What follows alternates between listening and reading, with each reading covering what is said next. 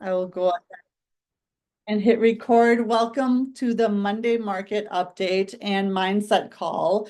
So today, as we talked about last week, Cari and Nikki are both in Miami at EXPCon. So they're going to come back with some amazing information, I can imagine, for next week's Monday call. So be sure to be here again, same time every Monday, 11:30 Central Standard Time. Don't miss it. It's going to be a great one. And for today, Nikki did send me an update. So let me pull up the text from her. What she said regarding the market, mortgage rates do remain in the high sixes as we move towards election time.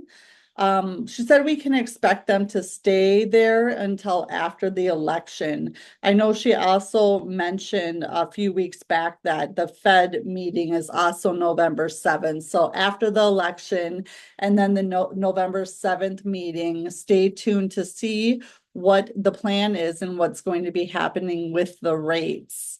On the street, what she said that she's heard, as well as I have, which I'll talk about a little bit more, from a lot of realtors out there about their listings. It seems that most listings are not getting a lot of showings or activity as it's described right now. Agents are saying it's a dead couple of weeks. Only can assume that this is happening because of the election. I know election years can be a little wonky as it is, and this one especially has seemed to have a lot of buyers sitting on their hands, so to speak. Normally, October is a pretty busy month. And Nikki did mention that from a mortgage standpoint, the applications overall are lower than usual as well. She says all she can say is just keep your chin up and remain positive. And with that said, I have talked to a couple agents as well. I've been showing this one particular buyer, and a Remax agent actually called me. He's a fantastic agent, and he's just like, what's your buyer thinking? Did a fantastic job of following up. And he's like, I have 10 listings. I can't get one of them sold. And I've heard it from a few different agents. So there is something happening right now, if that's, your story as well. Again, I've not ever been one that wants to blame something or the economy or this or that, because I think we can all agree that in the worst of economies, we've seen agents crushing it and just making, deals hand over fist, just so busy and incredibly successful. And that's when the economy wasn't doing good, or a bad market, quote unquote. And in tremendous markets, amazing opportunity, we've also seen agents do crap and really have a bad business and not able to figure it out or make it work. So I often steer away from blaming, circumstances, because if you don't like the circumstances you're in, then go create new ones that make the current circumstances obsolete. Caveat, however, this is coming up in mortgage applications. This is coming up from multiple agents that are very successful at a high level. So I'm not going to ignore it. And I also ask that you don't give a lot of energy towards it. So it's really about controlling what you can control and showing up in the best light that you can. If your listings aren't getting sold, again, listening to Nikki, listening to other agents and what's happening to them, for them, what's working, what isn't working. I know I talked to another agent this morning. She had a couple open houses, and the location is also playing a key in this, at least here in the Minneapolis-St. Paul area in the surrounding suburbs. Some you'll see online are selling within 48 hours, and others they've had 4 open houses and can't get a person to walk through. So it's very specific to different areas and price points. So if your listing is sitting and you're having, issues getting showings or getting it sold, look at the current market within that area. Call some other agents up and ask them what's working for them in that area. If there's some recent solds, just collaborate as much as you can with other agents in the area. Again, do everything you can to not go into that doom and gloom. That's why that Remax agent talked to me and asked me, he's like, what's going on? Are you seeing the same things? How can we, get this done, or just go right into solution mode and what's working versus what isn't. So that's just, what's going on. I'm looking at my calendar. We don't have much longer. So hang in there, just another week or so, and we should be able to, see where we're going to be going from here as far as rates go. As Nikki said before, and we've talked about before, it is said that rates are going to level out here towards the end of the year and the beginning of next. If all things continue the way they are, early next year in the spring market is supposed to be phenomenal. So again, hang in there and going right into control what you can control. So right now, a lot of people are talking about events around the holidays. Some agents are just like, well, I can't afford it. I don't have any partners. I don't know how to do this. I encourage you to think about, if you don't have any like quote unquote partners, or you're not on a team, you are a solo agent, look at your vendors and look at the partners. So first and foremost, as you're reviewing your business for 2024, I want you to look at your title company, your lenders, what inspectors you've used, any warranty companies. There's 43 people on average that touch a real estate transaction. So first and foremost, review who your partners are. Did they show up in the light that you wanted them to? Did they take care of your clients the way you would expect and want them to? Did your clients have a good experience with all the vendors and those hands that touch the real estate transaction across the board? And if not, it is your responsibility as the agent to pause, figure out what happened, and correct it with that specific vendor, whether it's maybe an inspector, or it was title or lender, or something happened. You are the quarterback of the transaction. So it's your responsibility. Each of these vendors are in a direct reflection of you. So anytime that you have a vendor that you are giving to your client to use, just know that that is a direct reflection of you. So you need to make sure they're showing up in the best light possible and taking care of your clients the way that you expect them to be taken care of. Now, that's first on this today's call, is doing a business review. And if you need other vendors, I'm a component of always offering, 2 lenders or 2 inspectors at a minimum, because I have seen agents actually get sued when they only have given, let's say, 1 contractor, and the contractor completely messes the deal up, and the client can come back and say, well, my agent told me just to use that person.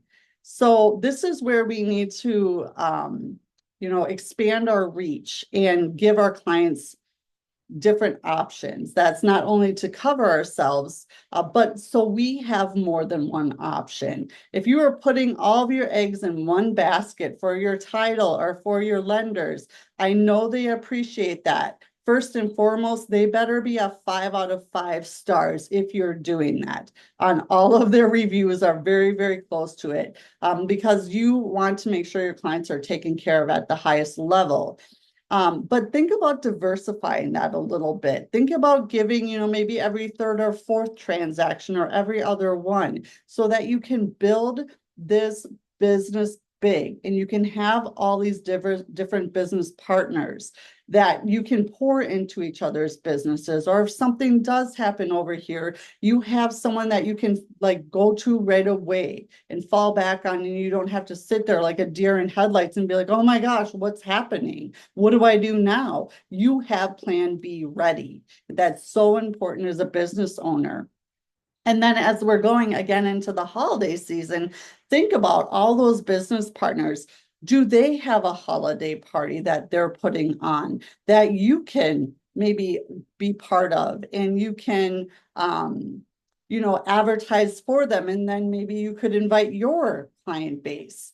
There's different things like that. I know for ours, we do a Santa event for Santa pictures, and we have all of our vendors sponsor the event. And they can come to the event. They're in all of our marketing, and then they go ahead and they contribute towards the overall cost of the event. So mostly we don't have to, as agents, show up and pay for anything. And that's something that we offer here at the Growth Collaborative at EXP. And regardless of what brokerage you're at, I know when I was at KW, they would do these different types of events where agents could, for a very minimal fee, jump in and, be part of this bigger event. So look at your brokerage and see what they're doing and what they're offering. And if they're not offering anything like that, partner with other agents, because there's probably other agents where you're at that are thinking the same thing or wanting to do something. We've done pie events before where you can put out an evite for people to come and pick up a pie from your brokerage, or pick a location, maybe a small business owner where you can drive traffic into their business, and you can have a space to have people stop by and pick up their pie, so you don't have to go and deliver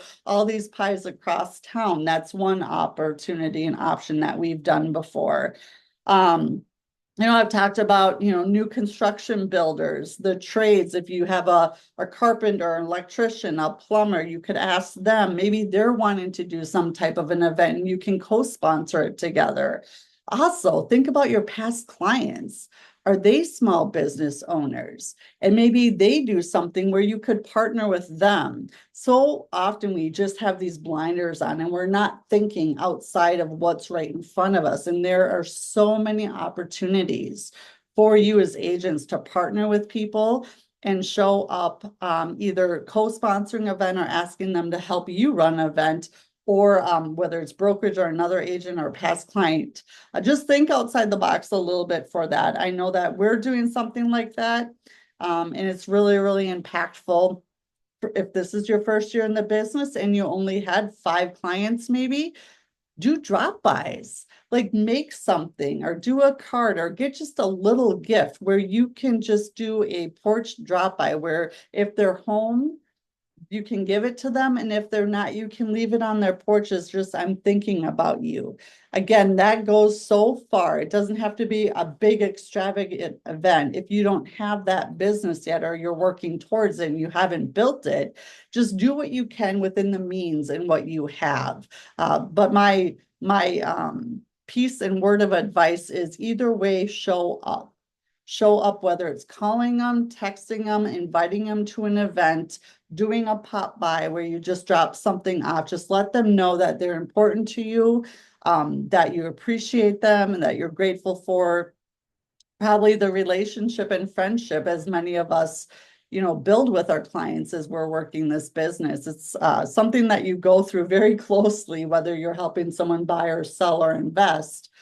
Usually, if you've done a good job, you're friends for life. So build on that and know that each of those deals that you had throughout this past year, if you stay top of mind, if you stay in front of them, if you make them feel seen and important and appreciated, you should technically, I think on average, get 2 to 3 referrals from them per year, because they're around people. They have over 250 people in their direct sphere.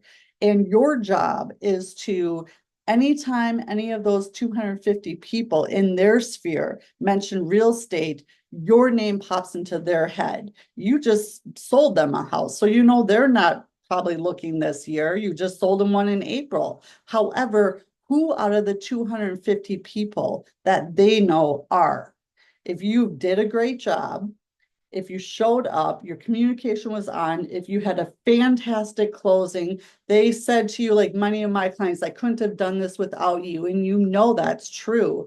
That is a referral partner now. So cultivate that, stay in contact, text them, call them, email them, do a drop by, see how the house is. Do they need any vendors? How is it going? And be their partner from this moment on until from the moment you met them and close them for the rest of the time together. Because over 10 years time, they will have given you 7 to 10 referrals if you do this correctly. So that's another way to really build a big business and, look at the holidays and where we're at and what you can do to reach out and either host an event or be top of mind, work with another agent or your brokerage to show your clients some appreciation. Yes. Good. Anyone on the call or live stream have any questions? Let me look here. Can definitely end the call just a couple minutes early. If you need anything, reach out to me. I'm here and happy to help. And again, Cari and Nikki will be back next week. Do not miss that call. It's going to be, I can guarantee you, jam-packed full of information and things that they're learning about the industry while they're in Miami at EXPCon. I've already got so many things, even just this morning, of new and exciting things in the real estate industry. So stay tuned. And as always, reach out if we can be helping in any way.